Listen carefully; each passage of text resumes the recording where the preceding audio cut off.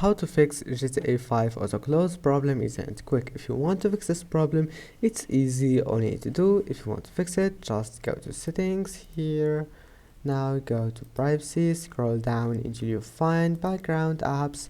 Now just turn off background apps. After that, go back, go to system, go to notifications. Now just disable notifications and then restart your PC. And after restarting your PC, open Task Manager. You will find it like that. Then just click memory and close all the applications that takes your memory, like Google Chrome. Right click and click end task, and that's it. Then just try to open GTA 5 again and you will find that your problem is fixed. And that's it for today's video.